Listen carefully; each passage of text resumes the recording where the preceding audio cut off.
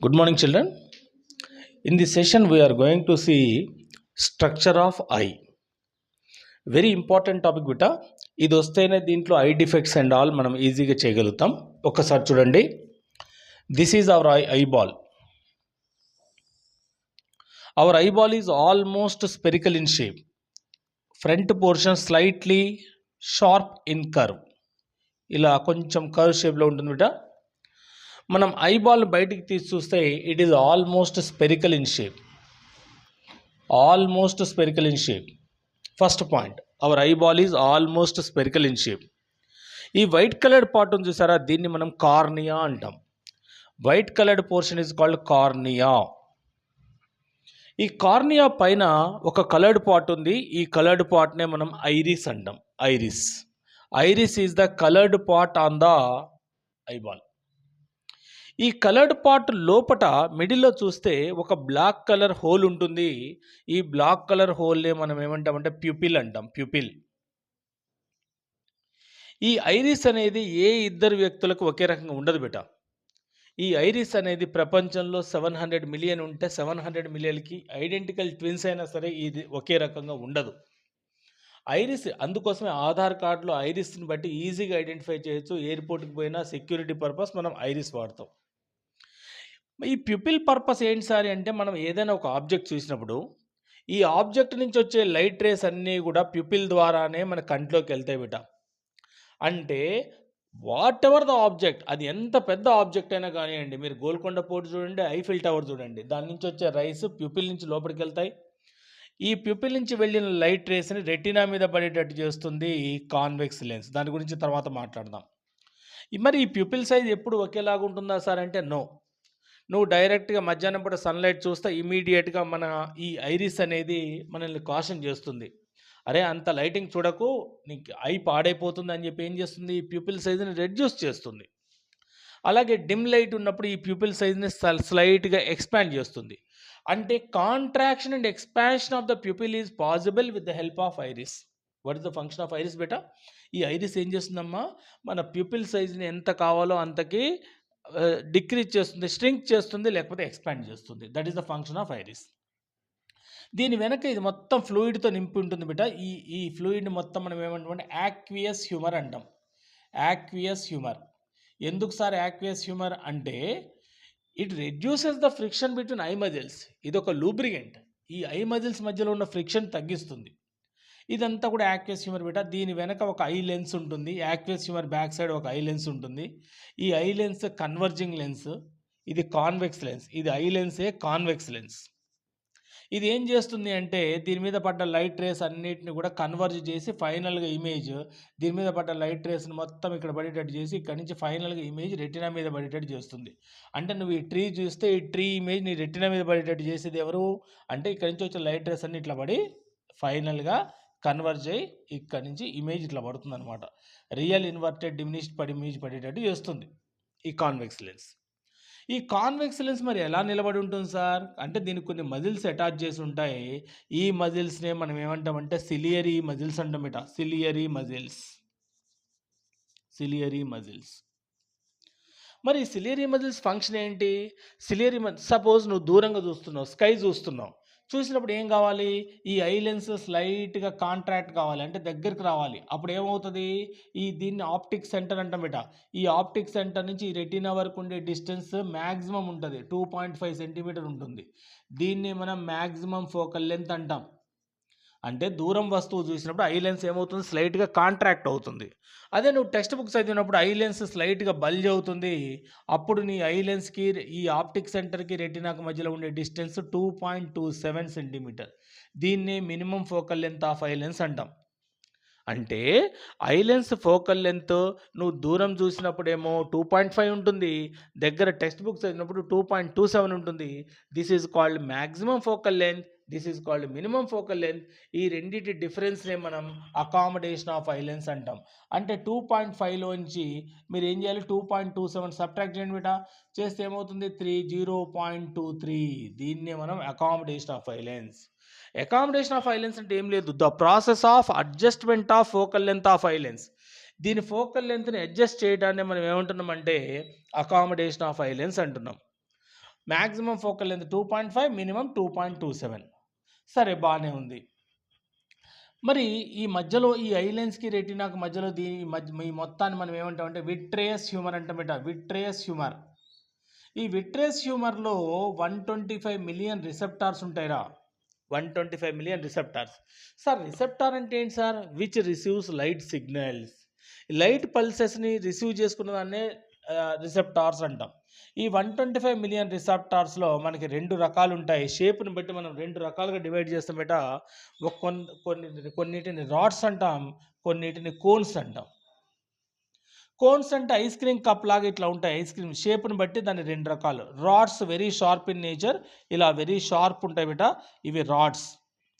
Rods ఏం చేస్తాయి అంటే brightness of the light, how bright your shirt is, how bright you are, ఇది మనకు చెప్పేది ఎవరు అంటే rods. Cones identify the colour, నీ షర్ట్ కలర్ ఏంటి, నీ స్కర్ట్ కలర్ ఏంటి అని చెప్పేది ఏంటంటే కోన్స్. కోన్స్ పని చేయకపోతే you will get colour blindness బేట. If cones do not work properly, you will get color blindness.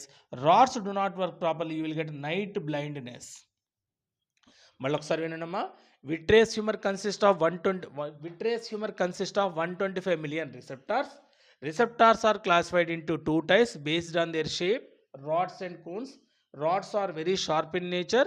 Rods identify the brightness. If rods do not work properly, you will get night blindness. Cones identify the color. If cones do not work properly, you will get color blindness. Clear beta? Now, sir, మరి ఈ image పడుతుంది. What is the nature of the image? మన retina మీద పడే image ఏంటి అంటే real, inverted, diminished. Real అంటే తలకిందులుగా పడుతుంది, ఇన్వర్టెడ్. రియల్ అంటే ఆల్వేస్ ఇన్వర్టెడ్. రియల్ ఇమేజ్ అంటే which can be caught on the screen. ఇది స్క్రీన్, రెటీనా అనేది screen, retina acts as a screen. ఈ రెటీనా మీద ఇమేజ్ పడింది. ఆ ఇమేజ్ని మనకి మళ్ళీ ఏం చేస్తుంది, బ్రెయిన్ దాకా తీసుకెళ్లేది ఎవరు అంటే ఆప్టిక్ నెర్వ్స్. ఇది ఆప్టిక్ నెర్వ్. ఒక్కొక్క ఐబాల్లో 1 మిలియన్ ఆప్టిక్ నెర్వ్స్ ఉంటాయి బేట. ఇది ఆప్టిక్ నెర్వ్. ఈ రెటీనాని ఆప్టిక్ నెర్వ్ని ఇంటర్సెక్టింగ్ పాయింట్ చేసేదాన్నే మనం ఏమంటామంటే బ్లైండ్ స్పాట్ అంటాం. బ్లైండ్ స్పాట్ అంటే the intersecting point of retina.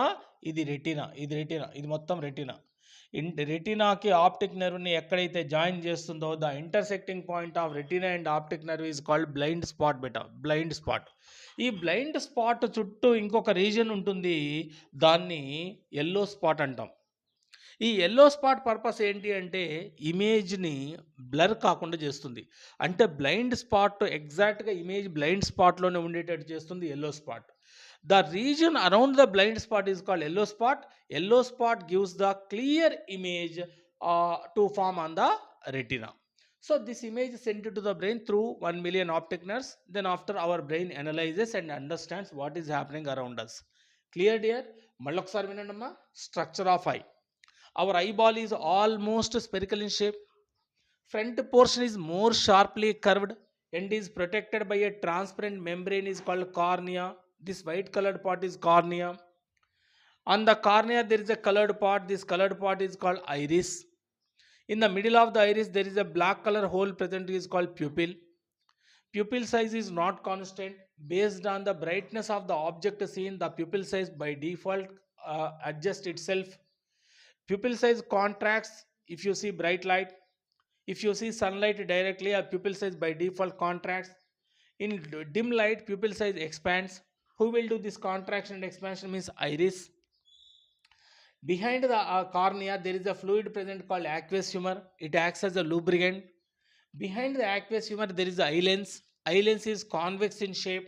Convex is also called converging lens. It is attached with the ciliary muscles. These ciliary muscles helps in accommodation of eye lens. Very important. Accommodation means the process of adjustment of focal length of eye lens. Maximum focal length of eye lens is 2.5. If you see farther object, our eye lens contracts and the distance between మనం దూరంగా ఉన్న object చూసినప్పుడు I లెన్స్కి రెటీనాకి మధ్యలో distance పెరుగుతుంది. That is maximum. Minimum focal length is 2.27. నువ్వు text book చదివేటప్పుడు 2.27 ఉంటుంది. ఈ అడ్జస్ట్మెంట్నే మనం అకామిడేషన్ ఆఫ్ ఐ లెన్స్ అంటున్నాం. సిలియరీ మజిల్స్ రిలాక్స్ అయినప్పుడు ఐ లెన్స్ కాంట్రాక్ట్ అవుతుంది. సిలియరీ మజిల్స్ కాంట్రాక్ట్ అయినప్పుడు ఐ లెన్స్ ఎక్స్పాండ్ అవుతుంది. అంటే నువ్వేదైనా టెక్స్ట్ బుక్ చదువుతున్నప్పుడు లేదంటే దగ్గరగా ఉన్న ఆబ్జెక్ట్ చూసినప్పుడు నీ ఐ లెన్స్ ఎక్స్పాండ్ అవుతుంది. అంటే సిలియరీ మజిల్స్ కాంట్రాక్ట్ అయినాయి అని అర్థం. ఈ సెంటర్ ఆఫ్ ఐ లెన్స్కి రెటినాకి మధ్యలో ఉండే డిస్టెన్స్ని ఫోకల్ లెంత్ అంటాం. The maximum focal length is 2.5 if you see a farther object. Minimum focal length is 2.27. ఈ ఐ లెన్స్కి రెటినాకి మధ్యలో ఉండే ఈ మొత్తం గ్యాప్నే మనం విట్రియస్ హ్యూమర్ అంటాం. ఈ విట్రియస్ హ్యూమర్లో 125 మిలియన్ రిసెప్టార్స్ ఉంటాయి. Receptors are two types based on their shape, rods and cones. Rods identify the brightness of the light. If rods of our eye do not work properly, you will get night blindness. Cones identify the color. If cones do not work properly, you will get color blindness. Whatever the object you see, beta, the image of an object falls on the retina and the nature of image is real inverted diminished.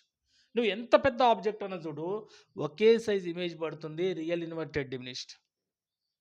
మరి ఈ image క్లియర్గా ఎలా ఉంటుంది sir అంటే, this image forms around the yellow spot.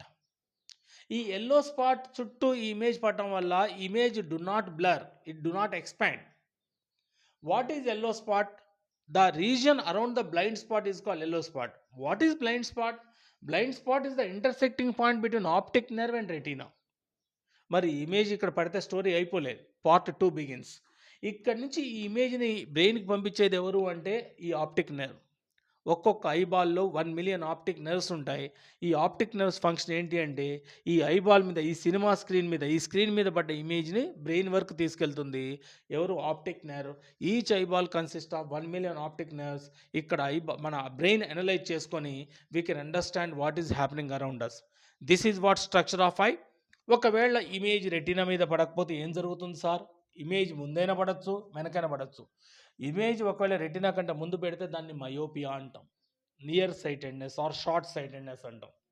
ఒకవేళ image retina కంటే behind పడితే ఏం జరుగుతుంది సార్ అంటే, that is called long sightedness or far sightedness.